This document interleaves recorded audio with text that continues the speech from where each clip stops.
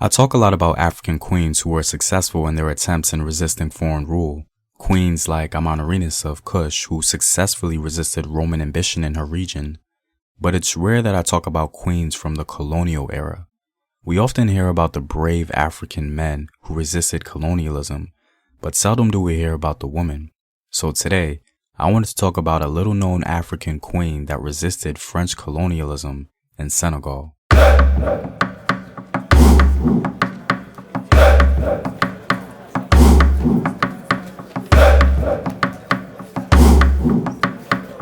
What up, African world? It's Home Team here, and I'm back at it with another video of African history, culture, and worldview. And as always, if you want to support the Home Team, you can do so on patreon.com. I have some new rewards for you guys, so be sure to check that out. Also, go to Afrographics.com, a website where you can find unique illustrative infographics summarizing African history. All links to Patreon, Afrographics, and Home Team merchandise are in the description box below.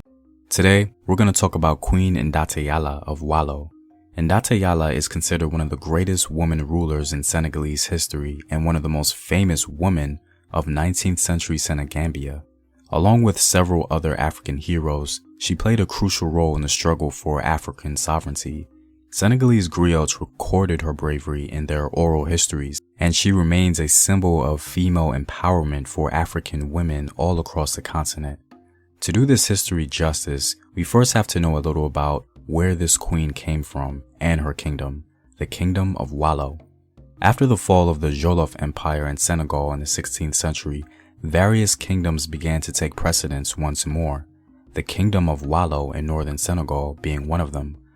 Waalo in the 19th century was somewhat desperate to maintain its assets, especially against their French neighbors in St. Louis, who wanted to rid themselves of expensive trade and customs dealings with Waalo, as goods had to pass through their country to get to French settlers and dependents. In order for Waalo to do this, they sought the aid of the Moors, Muslim Africans further north. The French, of course, did not at all want that union to happen. Waalo unfortunately had to deal with multiple civil wars, social and political unrest, and general instability. This made the Moors confident that they could take over Waalo, and thus, instead of an alliance, the Moors initially took part in invasions. These invasions were eventually put down, but the French became ever more interested in conquering Waalo as Waalo became indispensable to France's commercial expansion. Amadou Wade, a local historian, tells us that the king, or Brock, of Waalo at the time was basically incapable of rule, and it was the queen who took over the kingdom. But upon this previous queen's death, her sister, Queen Ndate Yalla, came to the throne. At the death of Queen Njombot, it was her sister Ndate Yalla, married to Masroso Tasse, who replaced her in the charges she was occupying close to and often instead of Brock Mbodi Malik, a flat man of little character.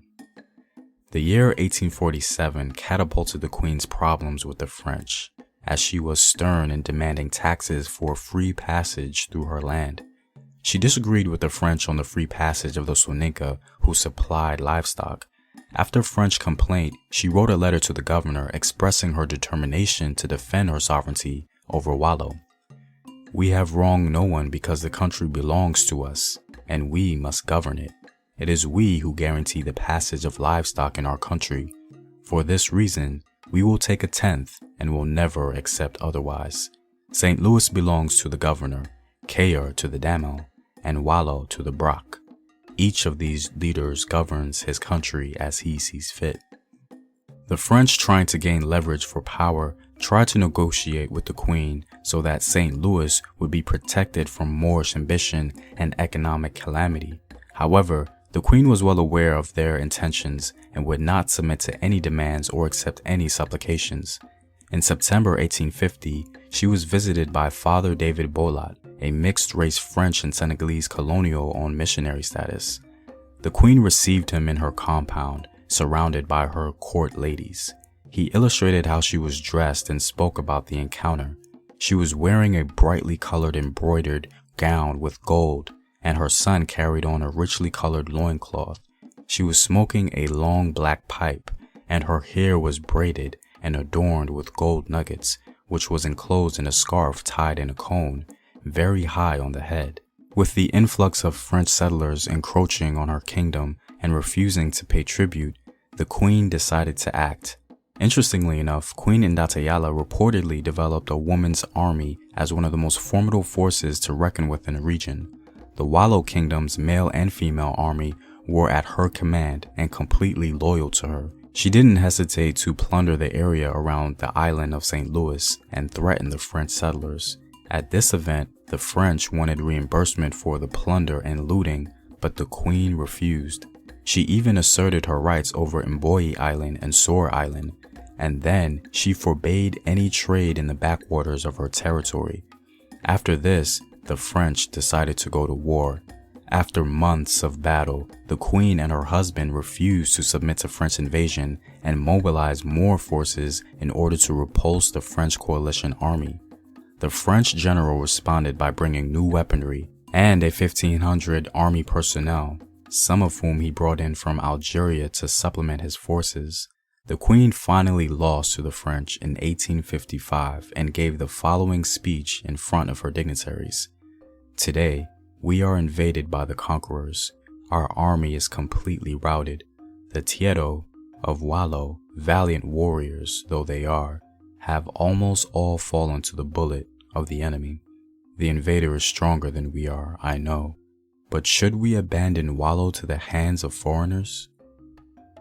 Even in defeat, she still tried to rally the troops once more. From the date of her reign, she made it a mission to reject everything the French wanted to implement in her kingdom that she believed was not in her or her people's interest. The loyalty and dedication she exhibited toward her people is testament to her great legacy, and she's honored in Senegal today because of it. Well, I'm all out, guys. If you like these videos and want to help out in its continued production, please consider supporting the home team on patreon.com. The link is in the description box below. Know thyself. Remember your ancestors. Peace.